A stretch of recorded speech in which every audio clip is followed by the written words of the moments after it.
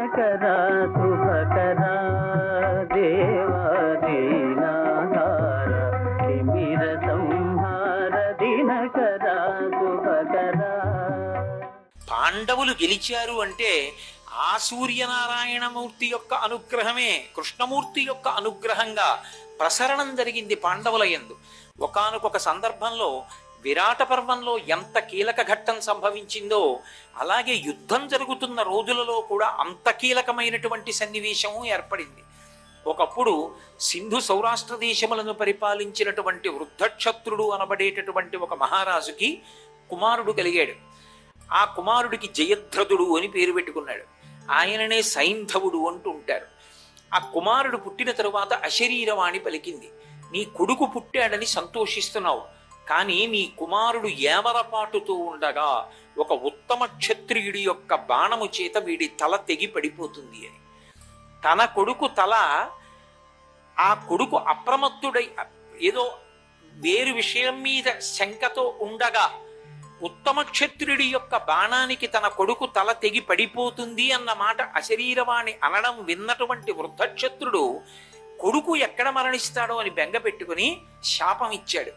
నా కొడుకు తల ఎవడు తెగగొడతాడో, ఎవడు భూమి మీద పడేస్తాడో, నా కొడుకు తల భూమి మీద పడేసినటువంటి వాడి తల 100 చెక్కలవుగాక అన్నాడు. ఆయన ఉద్దేశం ఏమిటి? నా కొడుకు తల ఎవడు భూమి మీద పడేటప్పుడు, భూమి మీద పడేయడంటే ఆయన తల తెగిపోయేటట్టుగా కారణం కాడు అని అతని ఉద్దేశం. అలా శపించాడు. ఎవరికి తెలుస్తుంది? సర్వజ్ఞుడు పరమేశ్వరుడు కాబట్టి ఆయనకు ఒక్కడికే తెలుస్తుంది. ఆ సైంధవుడు దుష్టమైనటువంటి నడవడగలిగినటువంటి వాడు. ఒకానొకప్పుడు ధృతరాష్ట్రుడు తన కుమార్తె అయినటువంటి దుస్సలని సైంధవుడికిచ్చి వివాహం చేశాడు. కాబట్టి ఒక విధంగా పాండవులకు కూడా బావగారయ్యాడు. బావమరిది ఎందుకు ఒక లక్షణం ఉంటుంది, బావమరిది బ్రతకగోరుతాడు అని. బావమరిది ఎప్పుడు తన బావగారు బ్రతికుండాలి, 100 సంవత్సరములని కోరుకుంటుంటాడంటే దీర్ఘాయుష్మంతుడు కావాలి అని. ఇప్పటి రోజుల్లో అయితే 100 ఏళ్ళు అని నా ఉద్దేశ్యం, కలియుగంలో ఆయు ప్రమాణాన్ని బట్టి. ఎందుకు అంటే చెల్లి యొక్క పసుపు కుంకుమలు ఆయన మీద ఆధారపడ్డాయి. అందుకే ఏ బావమరిదైనా బావగారు బ్రతికుండాలని కోరుకుంటాడు. కాబట్టి అందులో ఇంకా ఏ విధమైన దోషమైన భావన ఉండదు అని నమ్ముతాం. పాండవులకు కూడా సైంధవుడు బావగారు, అందుకని బావగారు బ్రతికుండాలనే కోరుకుంటారు ధర్మాత్ములు కనుక. పాండవులు అరణ్యవాసం చేస్తున్నటువంటి రోజులలో సైంధవుడు తన మిత్రుడైనటువంటి కోటికాస్యుడు అనబడేటటువంటి స్నేహితుడితో కలిసి సాల్వకన్యని చేపట్టడం కోసమని స్వయంవరానికి బయలుదేరి వెడుతున్నాడు. వెడుతూ అరణ్య మార్గంలో వెడుతున్నప్పుడు పాండవులు 5గురు ఏవో ఆహారం పచనం చేయడానికి కావలసినటువంటివి, దర్భలు, యజ్ఞం చేయడానికి కావలసిన సంబారాలు సేకరించడం కోసం అరణ్యంలోకి వెళ్ళారు. వాళ్ళు అరణ్యంలోకి వెళ్ళారు అన్న విషయాన్ని గమనించాడు సైంధవుడు. తన మిత్రుడు కోటికాస్యుడితో వెళ్ళిపోతున్నాడు. ఒక్కతే ఉంది ద్రౌపదీదేవి. పర్ణశాల బయటికి వచ్చి నిలబడి ఉన్నది. ఆమెకి రక్షణగా పురోహితుడు ధౌమ్యుడున్నాడు, పరిచారిక ధాత్రీయిక అని ఆమె ఉంది. అంతే, ఇద్దరే ఉన్నారు. సైంధవుడు తన మిత్రుడితో కబురు చేశాడు ద్రౌపదీదేవికి. కోటికాస్యుడు వచ్చి ఆ వచ్చి నిలబడినటువంటి వాడు సైంధవుడు రథంలో ఉన్నాడు, అంతటివాడు ఇంతటివాడు అని పొగిడాడు. ఆవిడ బంధుత్వాన్ని స్మరించి, నాకు వరసకి అన్నగారు అవుతాడు, ఎందుకంటే దుస్సల యొక్క భర్త కనుక, పాండవులకు బావగారు కనుక నాకు అన్నగారు.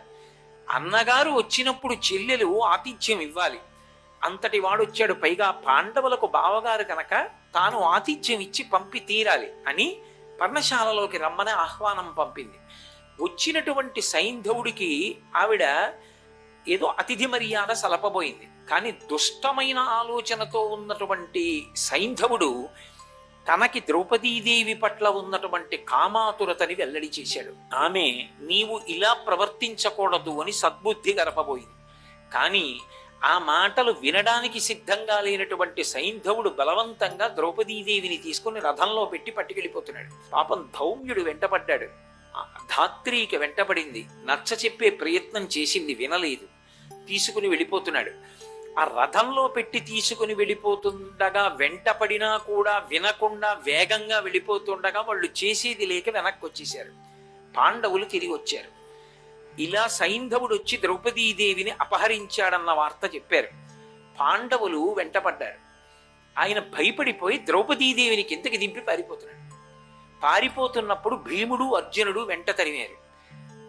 అప్పటి వరకు కలిసి వస్తే బాగుందనుకోవడం, వాతావరణం వెనక్కి తిరిగిందంటే పారిపోవడం భీరుల యొక్క లక్షణం, సిద్ధాంతం లేని వాళ్ళ జీవితం. కాబట్టి ఆయన ఏం చేశాడంటే ద్రౌపదీదేవిని కిందకి దింపేసి అక్కడ ఉన్న పొదలలోకి దూరిపోయాడు.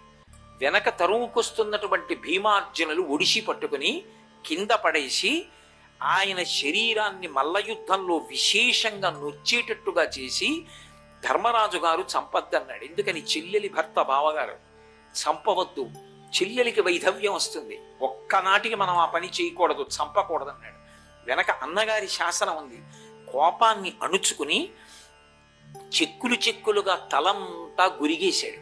అంటే అంతకన్నా అవమానం ఇంకొకటి లేదు. యాగ పశువుని కట్టినట్టు రథంలో కట్టి తీసుకొచ్చి ధర్మరాజు గారి యొక్క కాళ్ళ మీద పడేశాడు.